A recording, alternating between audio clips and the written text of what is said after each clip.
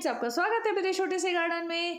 आज मैं आपको बताऊंगी कि जो विंटर फ्लावर प्लांट होते हैं वो कैसे गमले में लगाने हैं, किस तरह की मिट्टी में लगाने हैं, क्या केयर करनी है और उनमें कौन से फर्टिलाइज़र देने हैं जो बहुत ज़्यादा फूल आए और कुछ काम क्या क्या करने हैं। और मैं आपको मिट्टी बनानी भी बताऊंगी, मैंने किस तरह से मिट्टी में अपने जो प्लांट लगाए हैं और सारे ही काफ़ी अच्छे चल रहे हैं। मैंने जितने भी प्लांट रिपोर्ट किए थे अपनी मिट्टी में मेरे सारे चल गए हैं। छोटी छोटी बातें होती है जो हमें ध्यान रखनी है, हमें गमला कैसा लेना है, मिट्टी किस तरह की बनानी है, रिपोर्ट कैसे करना है, पानी कितना देना है।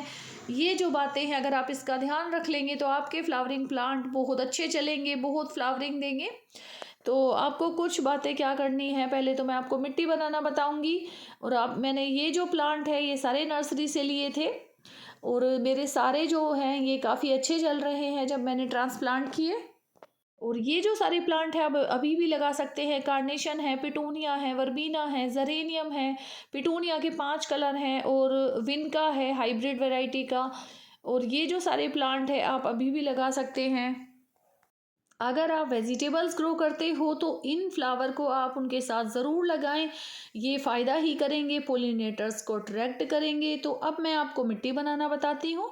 सबसे पहले हमें लेनी है 40% गार्डन सोइल। तो उसके साथ इसे भुरभुरी करने के लिए हमें इसमें कोकोपीट मिलाना है, राइस हस्क मिलाना है या फिर रिवर सैंड। 3 चीज़ में से हम तीनों भी मिला सकते हैं, थोड़ी थोड़ी जो भी आपके पास है। या फिर आप एक चीज़ जो भी है वो मिला सकते हैं। 20% आपको ये मिलानी है। ये फ्लावरिंग प्लांट है जिससे ये इनमें जो मिट्टी को ये भुरभुरा कर सकें, जिससे इसमें पानी ना रुके। और ऐसी ही मिट्टी हमारे प्लांट्स को चाहिए। तो ये आप देख सकते हैं, ये है राइस हस्क जो मिट्टी को बहुत ज़्यादा भुरभुरा करता है। और ये ऐसी इसको जब हम मिट्टी में मिलाते हैं तो ऐसी मिट्टी तैयार होती है जो पानी बिल्कुल भी होल्ड जिसमें नहीं होता और बहुत अच्छी मिट्टी होती है। और जो हमारे फ्लावरिंग प्लांट हैं वो अच्छे से चलते हैं। उसके बाद इसमें मिलानी है नीम खली जो बहुत ज़रूरी है। मिट्टी में जब हम नीम खली मिलाते हैं तो कई तरह के कीड़े हमारे प्लांट पर नहीं आते, मिट्टी में फंगस नहीं होती। तो इसीलिए मिट्टी में आप नीम खली ज़रूर मिलाएं। उसके बाद आपको इसमें वर्मी कंपोस्ट, किचन कंपोस्ट और अगर आपके पास लीफ कंपोस्ट जो भी तरह की खाद है वो आप इसमें अच्छे से मिला दें। सारी खाद आपको डालनी है।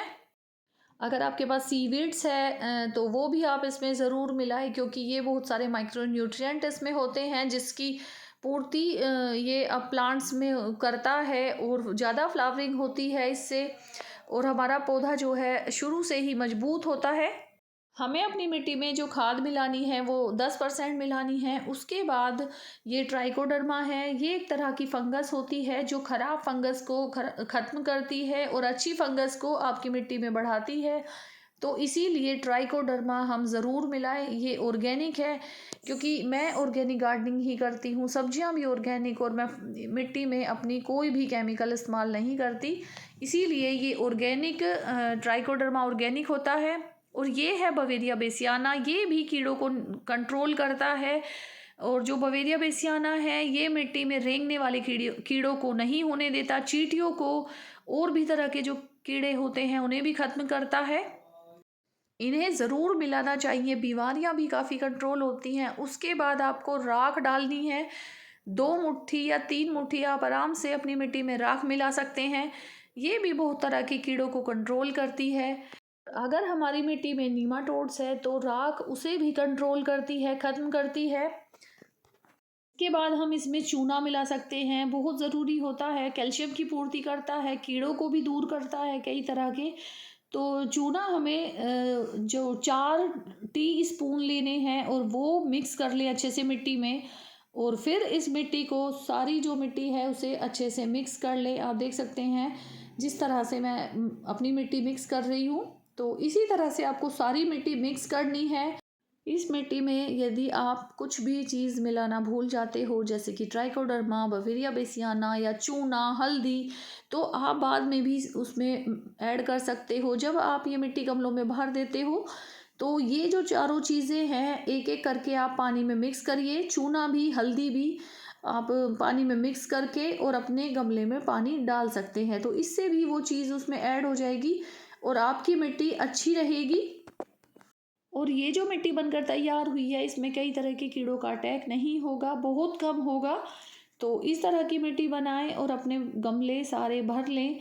उसके बाद इसमें प्लांट लगाएं, जो भी आपको सब्जियां उगानी है या फ्लावरिंग प्लांट है बहुत अच्छे इस मिट्टी में चलेंगे। ये जो मिट्टी है काफ़ी भुरभुरी और अच्छी बनकर तैयार हुई है, जिसमें कीड़े भी बहुत कम लगेंगे हमारे प्लांट में, और प्लांट मरने की जो संभावना है बहुत कम हो जाएगी, क्योंकि इस मिट्टी में पानी नहीं रुकेगा। और हमारे जो विंटर फ्लावर है वो काफ़ी सारे प्लांट इसलिए मर जाते हैं क्योंकि उसमें ज़्यादा पानी होल्ड हो जाता है, ज़्यादा पानी से वो मर जाते हैं। तो इसीलिए हमारी जो मिट्टी ऐसी होनी चाहिए, और हम अपने प्लांट्स में पानी भी संभल कर दे, बहुत कम पानी हमें देना चाहिए। और तभी पानी दे जब हमारी जो मिट्टी है वो ऊपर की सूख जाए बिल्कुल, तभी पानी उसमें डालना चाहिए। मिट्टी के बाद विंटर फ्लावरिंग प्लांट के लिए गमले कैसे लें? गमले हमें इसमें ज़्यादा बड़े नहीं लेने चाहिए, 9 इंच तक का ही गमला हमें लेना है। 6 इंच से 9 इंच के गमले में ये जो सारे फ्लावरिंग प्लांट हैं बहुत अच्छे से चलते हैं, बहुत अच्छी फ्लावरिंग करते हैं। और जब भी इन्हें लगाना है आप देख सकते हैं मैं इन्हें कैसे, हमारे जो जितने भी फ्लावरिंग प्लांट हैं उनकी रूट्स को आप ज़्यादा छेड़छाड़ ना करें, ऐसे ही अपने प्लांट को मिट्टी में आराम से लगा दें। इन प्लांट्स के लिए ज़्यादा बड़ा गमला क्यों नहीं लेना चाहिए? क्योंकि ज़्यादा बड़े गमले में ज़्यादा ही मिट्टी आएगी, ज़्यादा ही पानी होल्ड होगा, और जब ज़्यादा पानी जो उसमें रुकेगा उससे जो रूट्स हैं वो गल जाएंगी, जल्दी डैमेज हो जाएंगी, क्योंकि इनकी रूट्स बहुत नाजुक होती हैं। तो इसीलिए और फंगस लग जाएगी हमारे प्लांट में, जिससे हमारा प्लांट मर जाएगा। तो इसीलिए हमें ज़्यादा बड़ा गमला नहीं लेना चाहिए।